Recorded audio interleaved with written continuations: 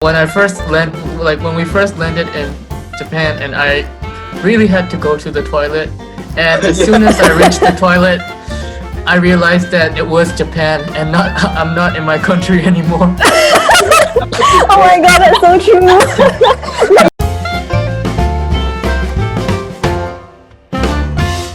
Konnichiwa, I'm Yayant. And it's Yap here again.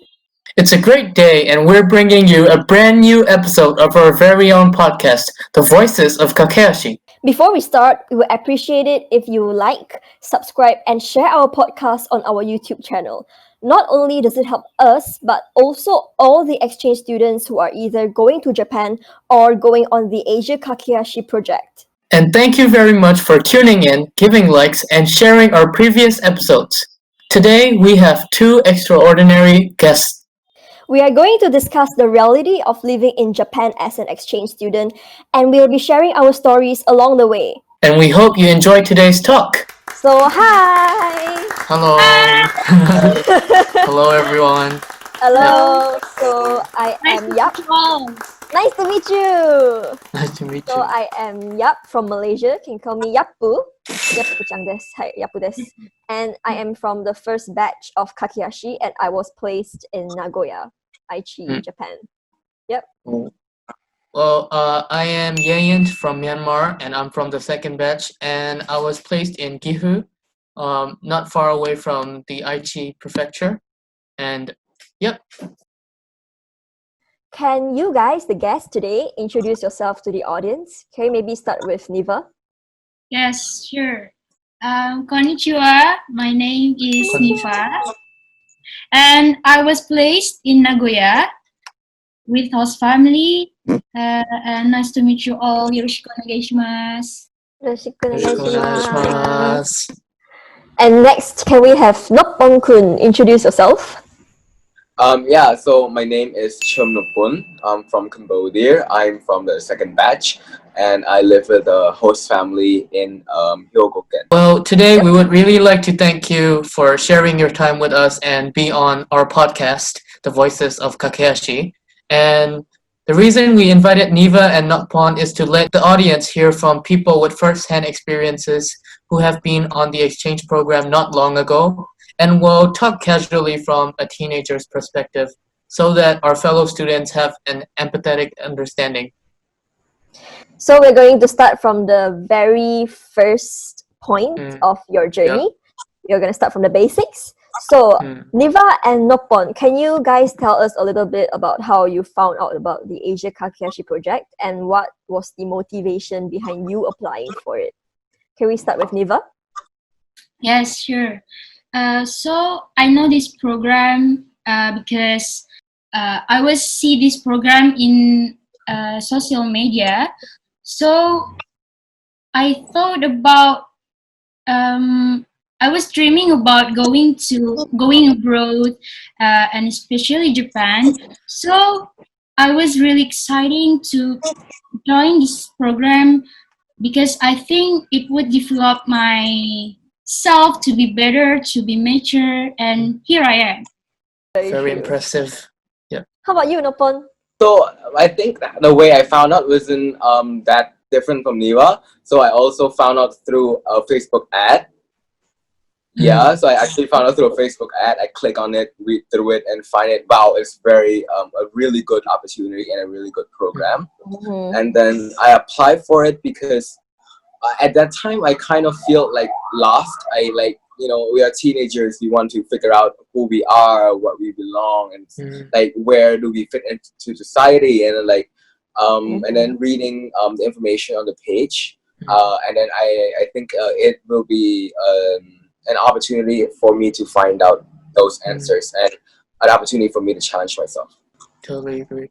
So, like, all of us has a moment when we found out that we got accepted for the Asia Kakehashi project and we're going to represent our countries in Japan. So, do you guys have a moment that you can still remember, or how did you feel when you found out that you got accepted? Can Noppon go first?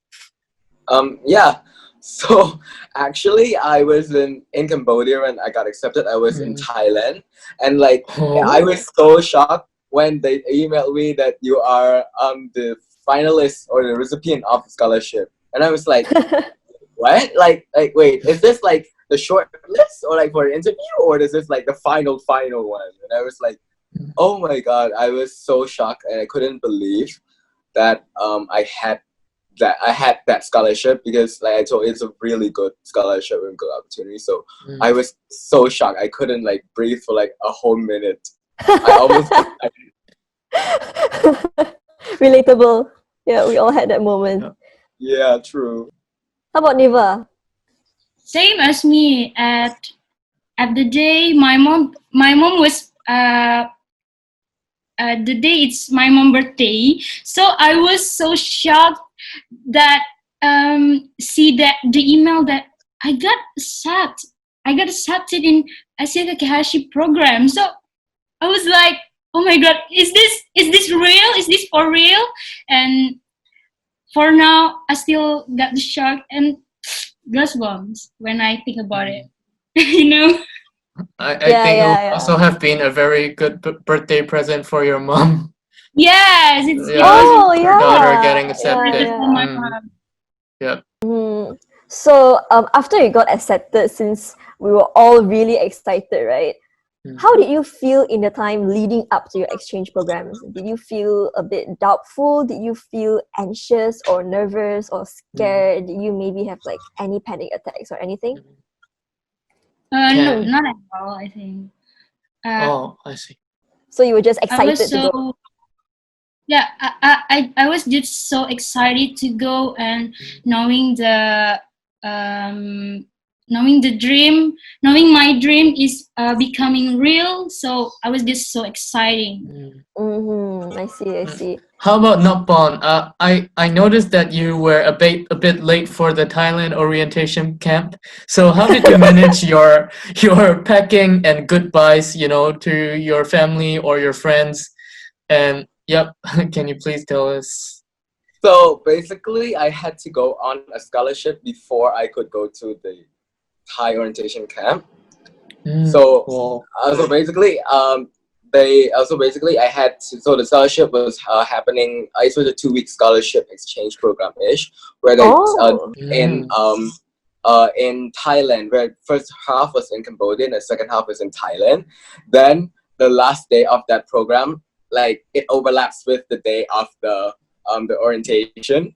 So basically, I had to ask the orientation if I could like late for a day, and then like I had to go from one airport to the other airport on the same day, and then like I came in the very evening, right? Yeah.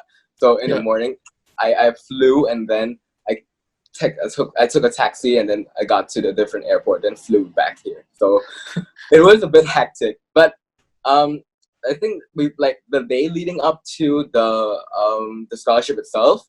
I think I was a bit different from Niva, because I was so anxious. Like, what will I do? What am I going to do? Will I make friends there? My Japanese is so bad. Like, what's gonna happen? Can I live there? I also sometimes, like, when you think at night, and you also like, I think also a lot of people think this when they feel like, oh, do I really deserve this? Do I actually really deserve this scholarship? Like, it's a big scholarship. Do I really deserve this? But I think that if you are chosen and if you are selected by AFS, you are truly a special and amazing person, and that you truly deserve this. So I would say that don't doubt yourself. Yep, that is a very good point. Yep. Yeah, I think we all can relate. Yep. I have a story similar to Nopon's. Like, I was, like when you first know that you got accepted, you're actually super excited, super happy. Yeah. But as time goes on and it's time for you to leave for your exchange, that's when you get scared and anxious and doubtful. And for me, because I am the youngest in my family, and both my siblings were all studying at that time, and I was the only one living with my family. So I was like, would it be okay if I were to go off for an exchange program for 6 months? Because like I will be leaving my parents alone. Would they be okay? And on the morning that I was supposed to fly to Japan, I remember this. Oh my god, like my father actually fell down and broke his toe. And I was like, would it be okay for me to go? Would my parents be okay? So, you know, it's just really, there's this kind of like inner conflict going on. And you have like this, I really want to go feeling, but like I'm scared. And like, how about the people here? I'll be leaving them alone. So yeah, to the future students, Kakehashi students who are watching this, if you feel scared or anxious or doubtful before you leave for your exchange, remember that it's okay to feel that, and it's normal to feel that. And it doesn't mean anything. It doesn't mean that you are not going to have the best time of your life in Japan or anything. Just keep that in mind. It's like that moment when you feel like, oh my god, I got a scholarship to Japan, and then like 2 seconds later you realize, oh my god, I got a scholarship to Japan. What do I do? Like, oh no, yes. Yeah, that happens. Yeah. What you expect is really different from the reality. Yep. So another question is, when you first landed and set foot in Japan, like when the plane landed and all that, what was the first thing that surprised you? Can Niva go first? The first thing that surprised me when I was in Japan is the people. The people are so they are so obey the rules. So it's just like different from my countries because they are appreciate other people's privacy. So it was so shocked, but that's a happy feeling for me because I was you learned something new as well. Nopon? Yeah, so because like that time I went to Japan wasn't my first time, I would say that. So that time didn't really surprise me, but like my first time landing in Japan, what surprised me the most is it's also like Niva, like the people are so orderly, they follow the rules, everything is clean. But also like sometimes when you're like the first thing you see is like it's not really a shock, it's just like more of like an overwhelming feeling of like you change into of more like you see buildings everywhere, and then you see cars, and then you see highways, and then like for most countries or some countries in Asia, you don't really see those sceneries. So it's a really big change of perspective. It's a big change of emotions as well when you feel, so you get really mixed emotions a lot of mixed emotion when you go there. I really can relate to Nippon because when I first when we first landed in Japan, and I really had to go to the toilet, and as soon as I reached the toilet, I realized that it was Japan and I'm not in my country anymore. Oh my god, that's so true. You have that realization, right? Oh my god, it's so different. Yes. Okay, so great. So now you have set foot in Japan. Let's think about our orientation camps. So for the both of you, how did you feel about the orientation camp? How about AFS Japan? How did they support you? Can you explain a bit more about that so that future students, future Kakehashis, they can have an idea of what to expect from the orientation camps and maybe some tips on what to do? Would Niva like to go first? Yeah, orientation camp was the best experience I ever felt because I met a lot of people from different countries. I met Yap, and everyone was so, like support each other. So I was like, feel that I'm not alone in Japan. I have you all, and I can share my stories when I'm feeling down. So for me, the orientation camp is the best experience ever. Fun fact, Niva and I were actually in the same group, like group 1, remember? During our orientation camp. Any tips for them? What should they pay attention to during their orientation? Is there anything that they should do in particular? For the orientation, maybe the tips is to follow the class and to focus on everything that orientation gives to us, because it will be so useful for our exchange life. Agreed. Pay attention, people. How about the pond? So like I think orientation was a lot. Like we had like 3 weeks orientation. Fun fact, I gained like 5 kilograms from the orientation because like Yeah, you just eat. And then, like I can totally relate. the day I went to school, Yep. like the sensei said, "Did you gain some weight from the photo you sent us?" That. No, like True. yeah, the right? food was so good, you know, in the at the Oh hotel. Like the dinner was like the best. Like, Oh my and god. But Yeah. besides something delicious food, we I think the orientation was really good because Hmm. it balances out between having academic, which means we study about Japan, Japanese culture, their manner, and language, and but also it balances out with the more fun stuff. Like we do dancing, we have performances, cultural performances from other countries. We watch movies, and then like we also play a lot of games as well. So overall, it's a good chance for like students to actually the exchange students to bond with each other. So then later in the program they could support each other. And so yeah, and what I want like the next generation of like even third batch, fourth batch, fifth batch for them to focus is one the Japanese learning, like listen to the teacher. Like believe me, you don't want to be like me who doesn't know a word in Japanese when I go to Japan. Like you don't want to be me.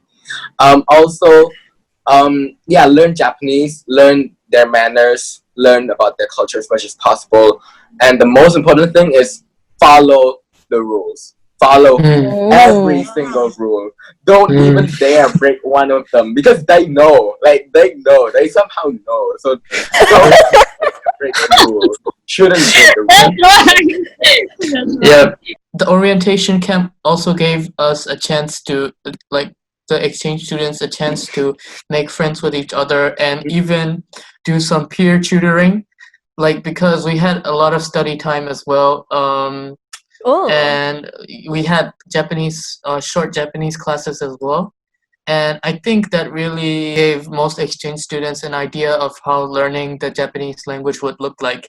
And just like what Nopon said, really, please don't break the rules. So the next question is, both of you were placed with a host family. Can you tell us a bit of, tell the audience and us a bit about where you were placed and what do you remember about your first day at your placement? Because I think the first day is usually one of the most memorable days for all of us. So can Nopon go first? So I so they assigned me with a host family. They're living in Nishinomiya-shi, in Hyogoken.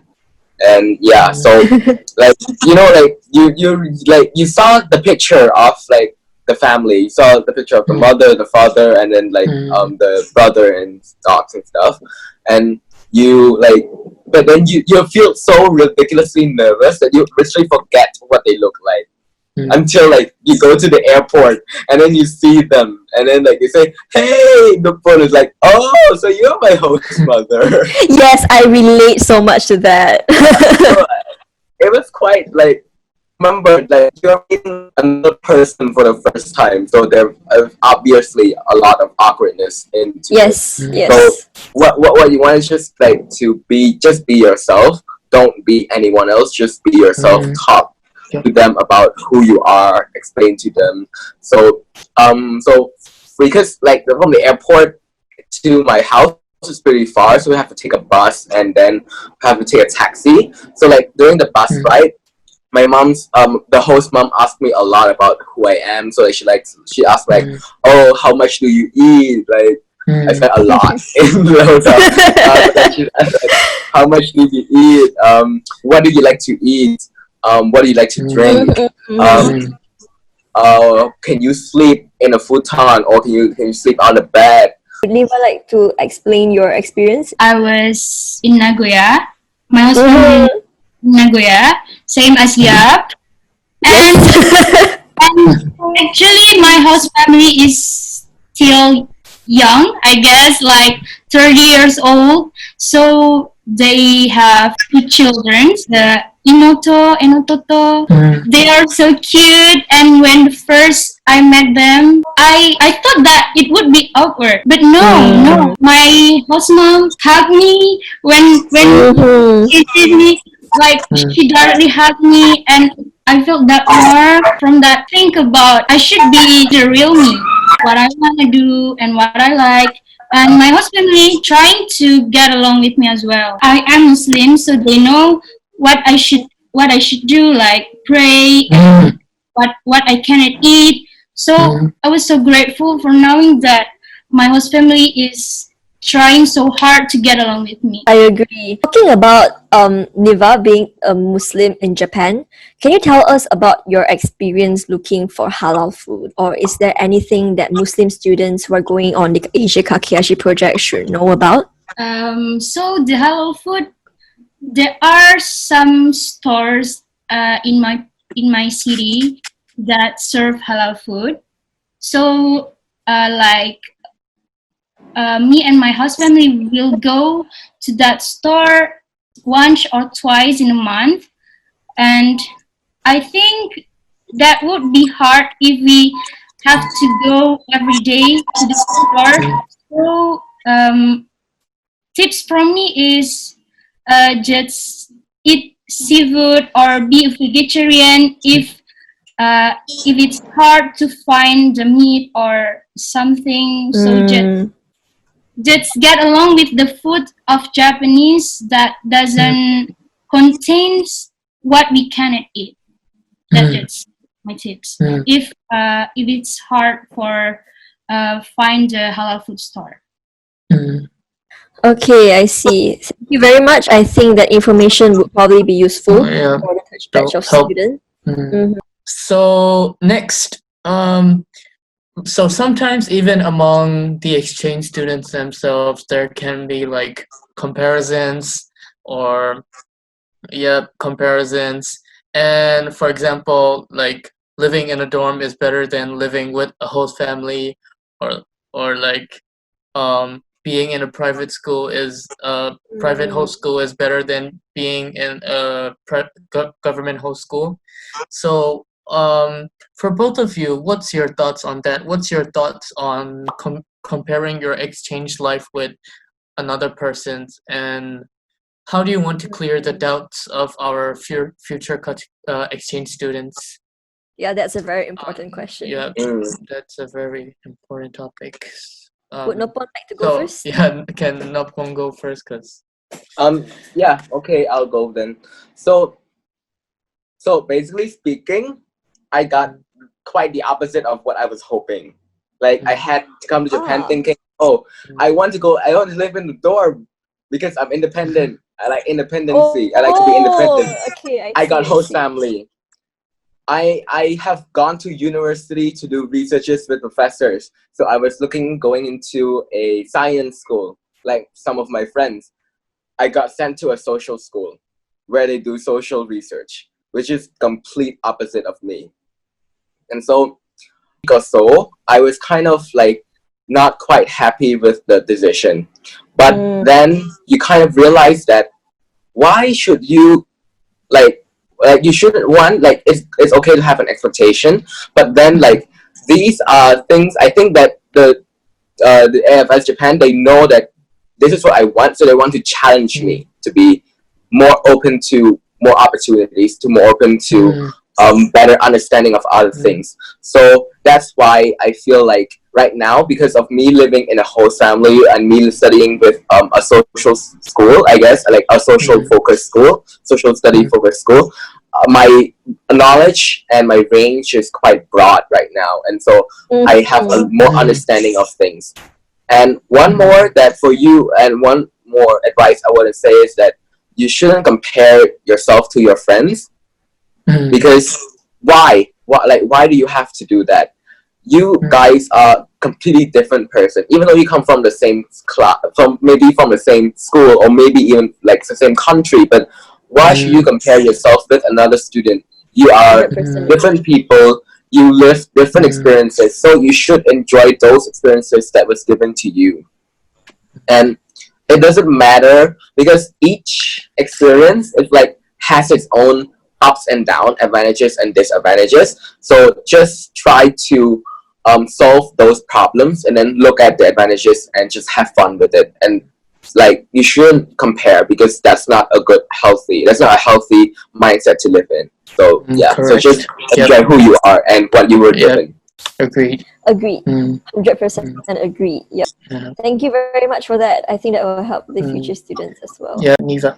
So for me, the most important thing for being exchange student is don't ever compare our exchange life to other people exchange life, because it's quite different. So when we compare our exchange life with others, we will feel that insecurity, we will feel that anxiety. Am I good enough in this?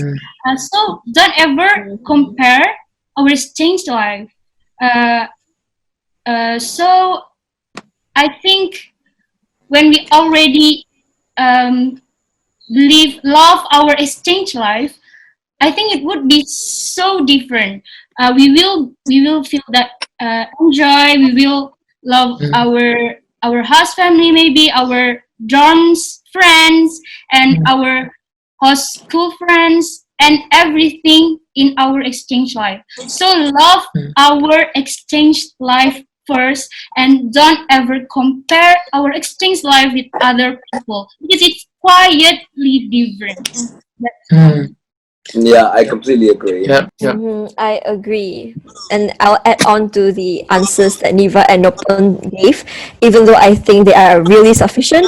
But also, from personal experience, and I believe all of you agree, comparing our exchange programs is definitely not ideal, because what you see on social media is quite different from reality, because people obviously don't post what they are going through, like hard. Right. People don't post like, I'm crying alone because I feel so lonely and homesick on social media. They don't post stuff like that. Of course, people will only post good stuff for you to see. And Right. an exchange student, I felt that deeply, and I couldn't how do I put it? I couldn't find my way out of that mindset for quite a while. So for exchange students out there who feel like they're going through the same thing, remember that it's normal as well, and it's okay to feel that, but remember that everyone's exchange is different, and what you get from the exchange will help you to grow as a person in your own right, and you as an individual having different experiences makes you be different. How do I put it? Yeah, you're unique. Yep. Your experience is unique. You are unique. Yep.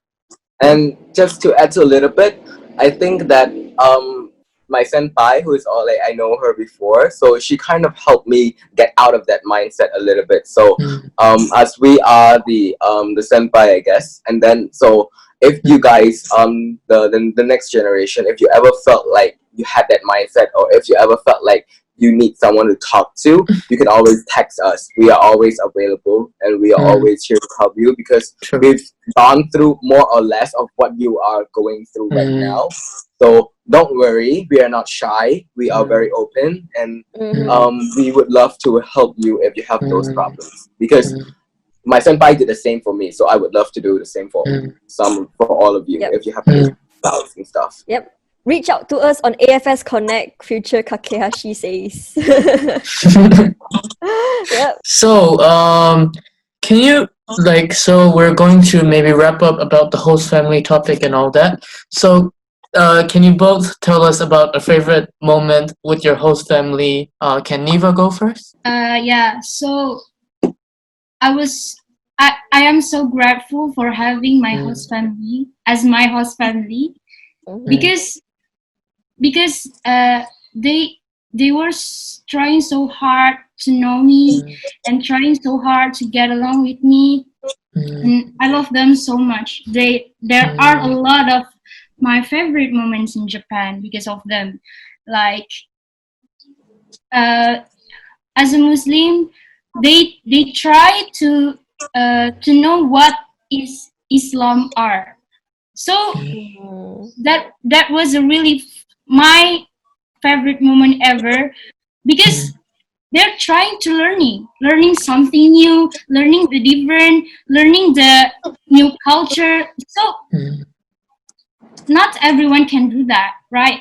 Like, so I was so happy for knowing that my host family is trying so hard to learn so much about me, and that was just my favorite moment ever. Yeah. Can relate. So yeah, the next batch students can probably see that the Hills family also gives so much support and love, just like you are their own family member. And please return the love and share as much as you can about your culture, and you let them know that you're trying as well, so that becomes an unforgettable experience for both you and your host family. How about Nopong? A favorite moment with your host family? Well, there's a lot of them. There's a lot of moments that I share with the family that I would love to do it every day and then relive it. Like how they ask, how like we learn and ask about each other. Like if I don't like if I when I learn Japanese, I don't understand, I would ask my host mother and she would explain it. Or like I ask about the culture, like what's the difference between like a kimono and a yukata, like what's the difference, how do they wear, like blah blah blah and stuff. And so, but I think the best moments is that it happens every night after dinner. So after dinner we usually sit and watch TV together, and then at that time I play with like the dogs in the house. So like the house pet is a dog, and so like we usually play with the dog, or like we throw like I think a bone or something like that, and then we throw, and then the dogs run and catch it, and then like it gave us back. So it's a really fun activity and really fun moment. And I guess that there wasn't any words exchanged, but you can feel the harmony, and you can feel the peace, and you can feel how you are being loved and how you are being cared for, and and you have to be appreciated for them. And I think even though there was no words or we don't say much during those times, but we really feel each other emotions, and I really think that was one of the best moments that is happening every day, and it is a moment that I always look for. Yin, would you like to add your own, since we are Yeah. So well, my favorite moment. So my favorite moment is actually, it's like it happens a lot of times, but well, I'm like, I eat very fast, and like sometimes when they hand me out the snack, I just like gobble up the whole thing like at once, like without chewing and all that. Like I just take up the whole thing in my mouth. I just and so it's actually it's very funny to my host mom. So she like usually like beats me, or like she's like, she gives me a slap on the back, and she's like, oh, you eat too fast, like enjoy the taste, like that's cute. like enjoy the taste and like eat the snack. But like it's my habit. So like sometimes the way my host mom finds things I do funny, or things I do interesting, I think it's always one of the best moments, because being acknowledged by your host family, being loved by them is actually honestly very warming to the heart. And well, there's no better feeling than being accepted, that's what I'm. How about you? Yep. Okay, so I love my host family like so much. Like they were like straight out number one. If you ask me like what's number one thing I was the most grateful for, like the happiest with when I was in Japan, the answer will automatically be, and it will always be, my host family, because it's not just the big things that they do for you. They took me around trips. They took me on trips around Japan. They took me to UNESCO World Heritage sites in Gifu, Takayama. They took me to Universal Studios. But it's not just the big things. I agree with all of you, and it's the tiniest thing when you like spend time together. doing really random stuff, really small stuff. So for me, because my host family, I only had a host brother and he was an only child. So going into the host family, I was aware that I wanted to try to be a good daughter. I wanted to be a good kid, so to say. So I used to do, skincare, and I would ask my host brother to do it as well, and he would be like, yeah, and I would be like, oh yeah. I would force him to do it, and my host family would support me. So yeah, it was the tiniest moments. One thing to be aware of is if you take a lot of pictures, make sure that if you're going to post it and like the picture has your host family or your friends from school, make sure that you have their consent, you have their permission before you post the picture, because privacy a very important thing. I agree. The first month of my exchange life, I didn't really consider about my friends' privacy, like in my countries and Japan, because Japan has a really strict privacy, and so the story of showing my friend's face, and she didn't agree with that. So she talked to me, and from that experience, I know that privacy is really important. I and another people is different. So maybe I think privacy is not important, but for other people is really important. So ask their, just make sure they agree with showing their face in our social media. Well, we did talk a lot, yep, and it's so interesting to hear about different experiences we all had on the same program. And to future exchange students, it's also important to always keep in mind that everyone's experiences on their exchange can be different and can be very, very unique. Exactly. Exchange programs are never just rainbows and sunshine, but instead it's a journey along which you grow tremendously as a person. I enjoyed the talk very much today, and I hope all of you did as well. And once again, thanks a lot for tuning in with us in this episode of the podcast. Thank you very much, and stay tuned for our next episode. Please like, share, and subscribe to our Voices of Kakehashi YouTube channel. And if you are still not sure what our videos are about, check out the previous videos and the introduction one. Bye bye and stay safe. Bye, stay safe.